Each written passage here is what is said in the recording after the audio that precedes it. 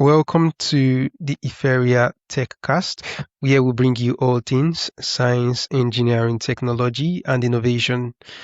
I'm your host, Ezekiel Iferia, and today we are joined by Tianna Mamalick, the founder of SMB Marketing, a lead generation agency with over 11 years of experience. She specializes in making SEO and paid advertising simple and actionable for small business owners, focusing on practical strategies that drive real leads rather than just theoretical concepts. As a mom and entrepreneur, she brings a highly efficient action over vision approach to digital marketing.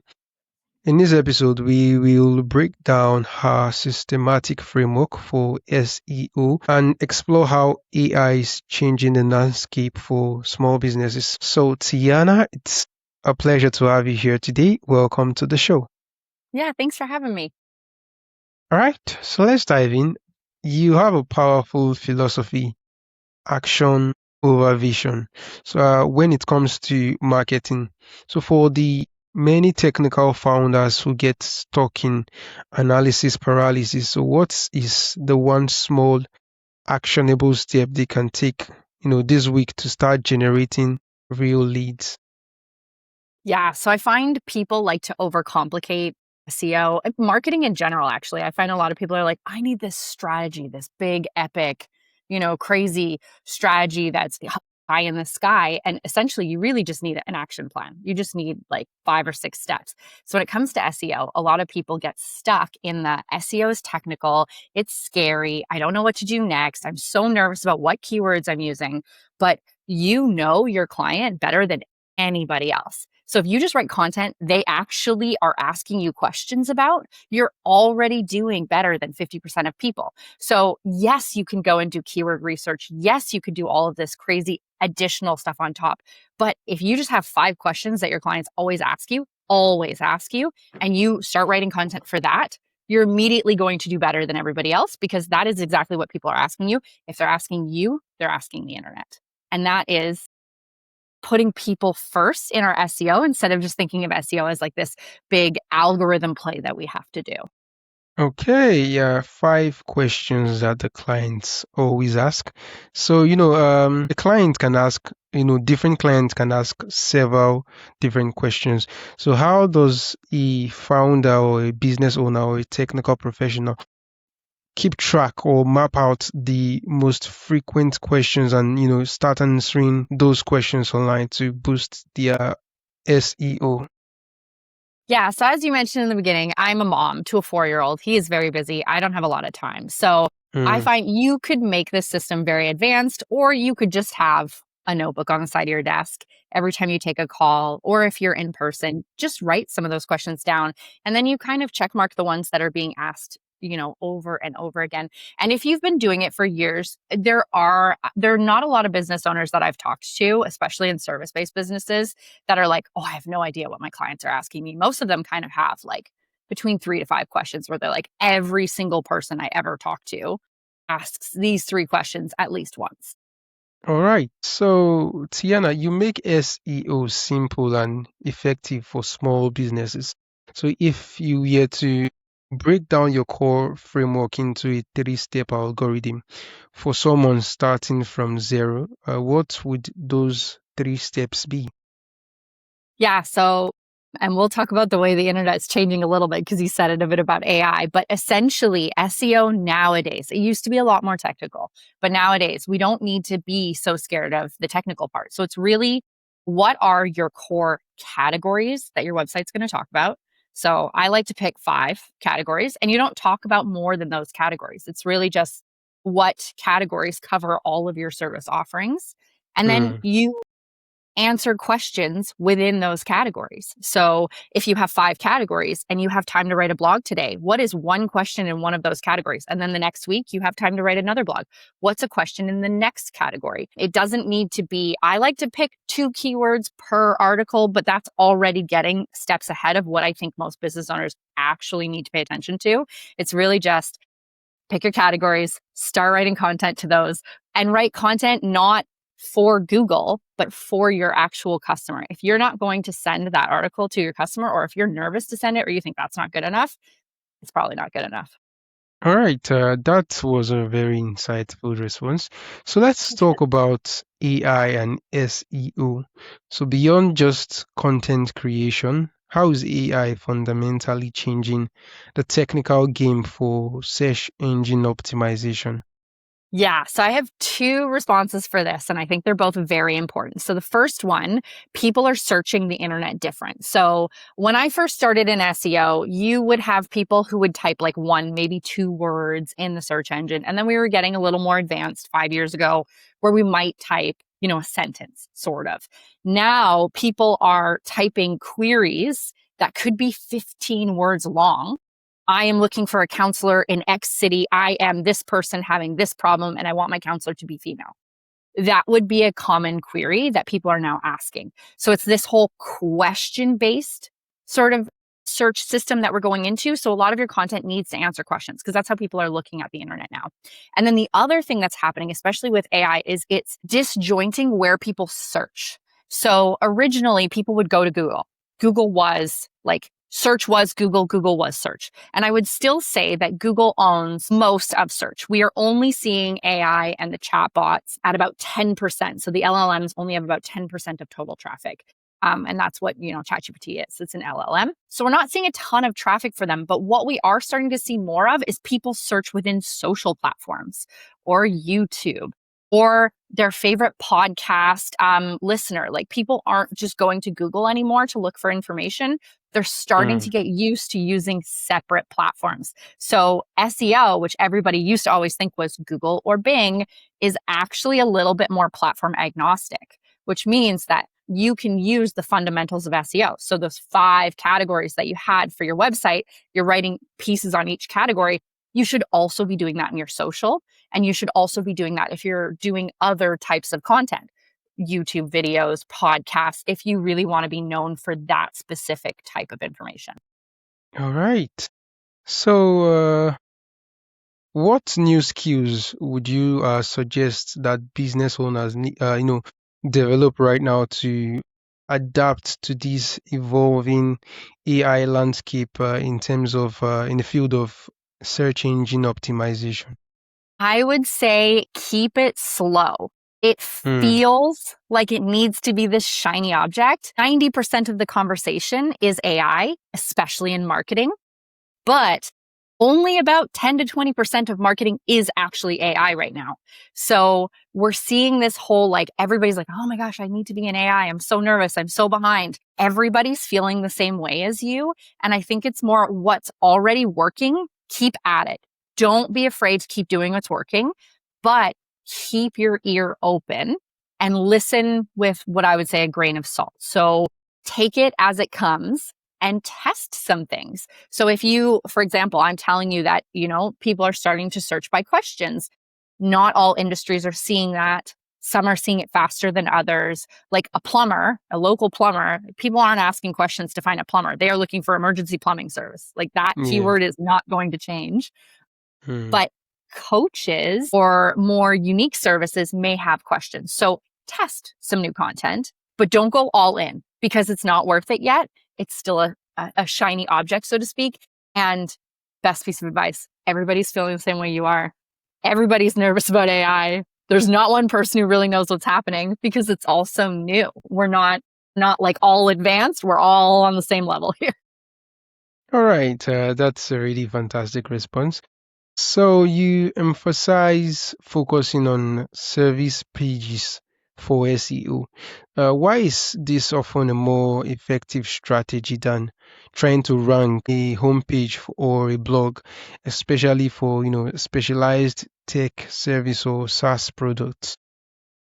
Yeah. So my background's actually in SaaS. I originally started as a lead gen manager for a software company. And what I learned, doing all of this research on content is that people are tired. As business owners, we're tired, especially if you're like B2B. If you're B2B, everybody's exhausted. People are overwhelmed. So we don't want to go to a homepage and have to figure out where we have to go next. So I think your service pages need to act a bit more as a homepage for that specific service. So what we used to kind of do is you wanted to really pump up your homepage, get everybody to go there, and then they would kind of, search your website from there. And a lot of people, a lot of small businesses like to have what we call a service menu, where they have one page and they tell you all their services. And the problem with that is you can't really go deep on a menu. So you need a service page for each thing that you offer, because people need to fully understand it. And this is the one place where it does matter about the algorithm. Google needs enough information to pull to show you to the people who are trying to find you. So you do need to give it a minimum viable amount of information. And if you have like a menu page and you're just saying, I offer a web designer, I offer this service, I offer, full done for you web services, like 2 sentences is not enough. People don't know what that is. Google doesn't know what that is. Everybody's confused. So I do highly recommend every service you offer has its own page. All right. So, Tianna, as a mom and business owner, you understand efficiency.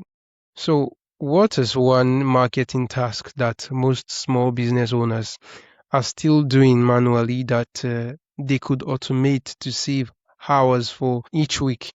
I think that's a very interesting one, because I think my answer is slowly starting to change. So it used to be, let the AIs write your content. Everybody's doing it, but we're seeing extreme fatigue with that now. So that may not actually be the best use of your time. What I would do though is, and I do this often, is every week I put in the things that I need to do most. Like I have 30 hours a week that I can work max.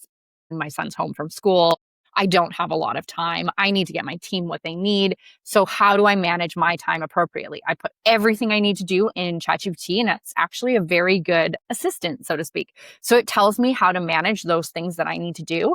And then sometimes I've, trained it a bit, and it'll tell me honestly, like, do you really need to do that one thing that you've got on this list? Or can that be pushed off? Or can that be delegated? And delegating is something I've had a lot of problems with. So as a small business owner, not all of us have the option to delegate. But if you don't have the space and time in your week, sometimes it's worth looking at, like, is that thing really as important as you're making it sound? Or could you go back to the needle movers? Like, is the next blog going to be a needle mover, or is content in different places going to be it? And then kind of a follow-up to that. Everybody thinks they need to be on every platform, and I do not agree with that. I think you should have space on each platform, but you do not need to be active on each platform. So I had to learn that the hard way. I couldn't keep up. We're all trying so hard. Pick your platforms that you're going to win at and just kind of stick with them, because consistency in marketing is, I think, better than anything else that you can do. Okay, fantastic. So there's a lot of noise in the marketing world. So what is one common piece of SEO or ad service you hear given to small businesses that is either outdated or plain wrong? That's a good one. I would say that a lot of people are told that they can do it and learn it themselves. And I know we went through in 2020, we went through the whole, like, everybody can buy a course, everybody can do it. But just because you can do it doesn't mean you should do it. So I think it's cost analysis is really important. If you do not know anything about ads, yes, you could technically run a $500 campaign, and it is going to cost you less than paying someone to do it. But if it takes you 6 to 8 months to even get that campaign to work, and someone who knows what they're doing could do it faster, I think sometimes it's really just, do you want to spend the money to learn how to do that thing? Or, going back to this efficiency thing, can we offboard some of those pieces for you and get someone who knows how to do it for you? Because we went, there's those 2 or 3 years where everyone's like, you got to do everything yourself. You learn it. You're the business owner, and nobody's got time for that. All right. For a bootstrapped startup with a very limited budget, so what is the single most cost-effective channel SEO or a specific, type of ad they should focus on to first, to get their initial customers? I always say start with organic. So you want to start with your SEO and your social media, because those you can do with time investment over monetary investment. And ads are not a Hail Mary. I know a lot of people have seen a lot of software companies do this. They're like, no, we need to start selling immediately. We're going to be on ads. If you don't know your messaging, if you don't know your audience, if you're not sure where to be or what platform you need to be on, ads are not going to help you. They're just going to cost you money. So if you do the social media and you do the SEO first, you figure out the keywords and the messaging that is most important for what you're selling, and you have confirmed that people can purchase from you. Because this is a big one. I've seen a lot of people start in ads, and then all of a sudden we realize like 2 weeks in, their cart isn't working properly, and that's why their ads aren't working. You want to prove Mm. proof of purchase, then run your ads. So if you start with SEO as a foundation, when you turn your ads on, Meta ads, Google ads, as long as you're sending them to your website, that's actually going to help and support your SEO. Ads do not directly support SEO, but SEO takes engagement from people viewing your website. So if you start with SEO, get the foundations proper, write those questions everybody's asking, and then start sending people to your website, Google's going to be like, okay, this is a very actively engaged page. I love this. I'm going to start ranking it higher. So that's the steps I would take.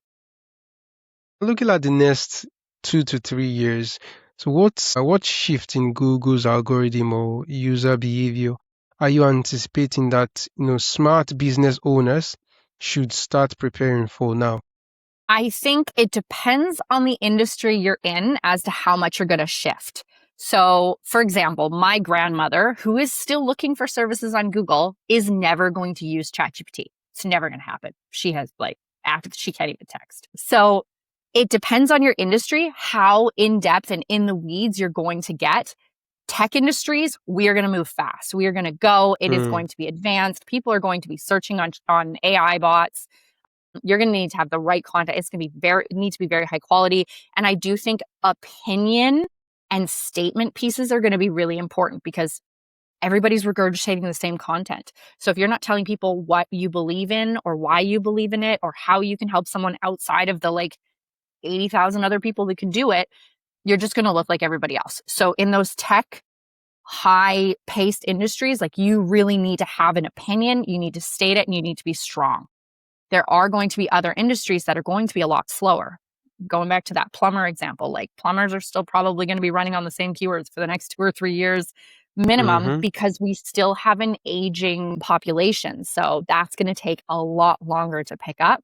So knowing your industry and knowing how advanced you need to be within that tech space, I think is really important because different industries are going to move so much differently.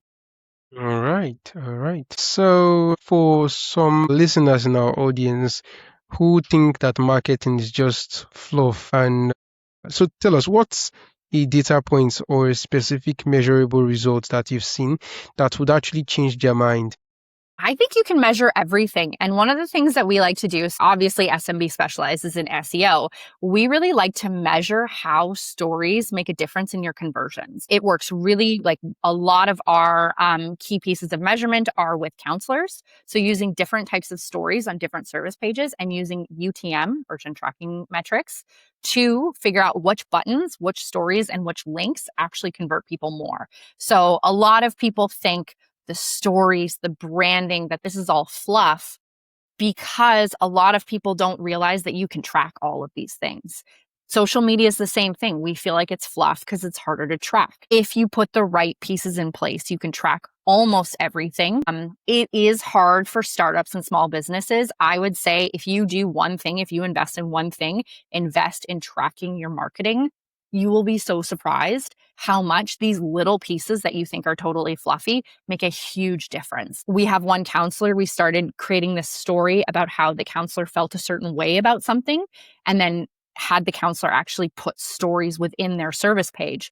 And those stories converted 40% higher than any of the other buttons. And they were actually just links. They weren't even full buttons. We wouldn't have known that if we didn't track it. So just because it's fluffy doesn't mean it doesn't work. All right. You offer a keyword course. So, what's the biggest aha moment people have when they go through it and finally understand how to pick the right keywords for their business? Yeah, so the keyword course is pretty packed. It's 30 minutes. It's fast paced. I recommend pausing it. It is free. What a lot of people don't realize when they start doing keywords for their own business is that people search for your business differently than you think they search for your business. So sometimes just doing the exercise and finding the keywords that people are actually using, like removing the jargon, because even in SEO, we try to make it so complicated. We have all these crazy words that we use for things that are essentially just like writing good content. Like I think we say it like 15 different ways. We say that, but most people aren't looking it up that way. So just walking through the keyword course and really seeing that. And then one of kind of the things that I use that I think a lot of people sleep on is stealing your competitors' keywords. So the things that are working for your competitor, go to their website, use some of the tools. There are free tools out there. I walk through all of those, use those, find the keywords that they're ranking for, and then outrank them. Can you walk us through um can you walk us through the before and after? Share a quick story of, a small business you've helped, and tell us the key change in their approach and the tangible result it drove. I have a really good one. So I worked with a licensed insolvency trustee, and in Canada, what they do is bankruptcy, so personal bankruptcy.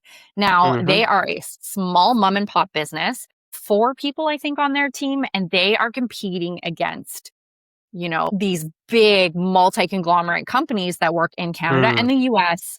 They're so hardcore. They have these budgets that are insane. We started with ads and SEO. The SEO was performing well. Obviously, it still takes time, and we wanted the ads to make a bigger difference.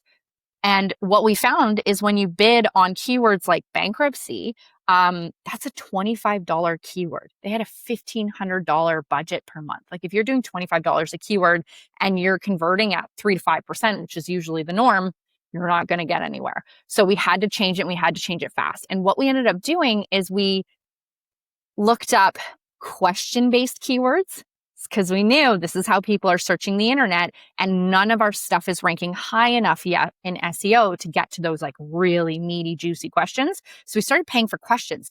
What is a bankruptcy? How do I get a bankruptcy? And not every business should be bidding on these, but we used a very, I would say, advertorial style landing page. So specifically, like it answered the question at the top and then sold the services at the bottom. So it still did what it needed to do, and it helped get their SEO up. And we went from no conversions to a 7-time return on ad spend in a year by doing that. And it was really just the keywords were now $2 a keyword. We could convert a lot less people, and we got people higher up the funnel instead of waiting for them to be like, okay, now I need a bankruptcy. And it takes a long time for people to get there. Like a bankruptcy is a big deal. So the sales cycle is really slow. So we also just had to wait and let it take its time. We knew the sales cycle was slow, but by doing that one thing, we've essentially outperformed anything we could have bid on by just using the basic keywords people would normally have bid on. All right, all right. So, Tianna, in your work, creating simple, systematic frameworks to demystify the complex world of SEO and lead generation. So, I like to ask, what does the word innovation truly mean to you?